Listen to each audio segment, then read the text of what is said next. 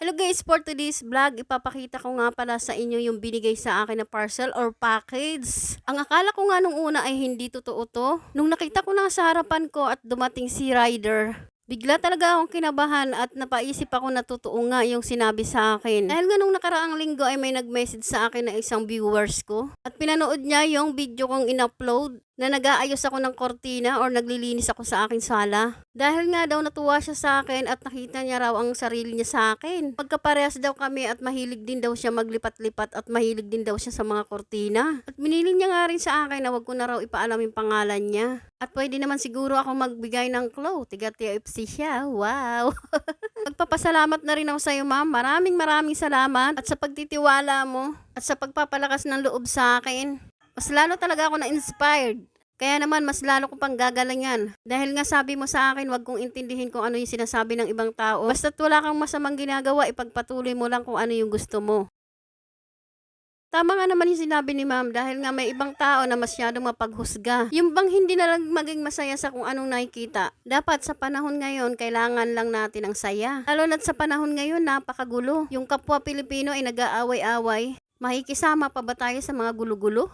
Dapat ngayon pasayahan na lang ng buhay. Kung ano ba yung ikakasaya ng buhay natin or ikatatahimik or nakikita natin sa kapwa natin. Dapat maging masaya na lang tayo. Hindi yung kung anong nakikita ng mga mata natin ay naguhusga agad tayo. Hindi naman natin kilala kung ano yung pag-uugali ng tao. Yung bang magkokomento sa'yo na itigil na yan at wala namang kakwenta-kwenta. Siguro sa comment na yan, pangatlo ka na. Dapat happy lang. Ayaw ko sana patulan yung mga comment na yan eh. Kung ayaw mo sana sa video ko, scroll mo na lang. Yung magpapahina ka pa ng loob ng kapwa mo Pilipino. Kaya shoutout sa'yo, salamat din sa mga basher ko. Gustong gusto ko nga yan, marami akong basher. Kumbaga natututo pa ako. Sa bagay, sabi nga nila, hindi mo talaga maiiwasan ang basher. Lalo na kung nakikita mo yung kapwa mo na umaangat. Tapos ikaw yung nagsasalita, wala kang kaangat-angat. Dapat kung magbabash tayo, yung tipong perfect.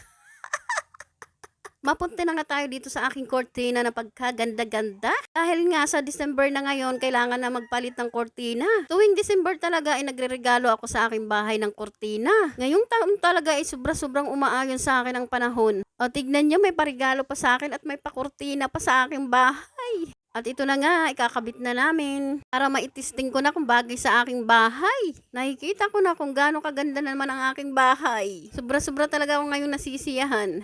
Yung bang umaapaw liglig yung kasiyahan ko. At ayan na, yung side na yan, ang ganda.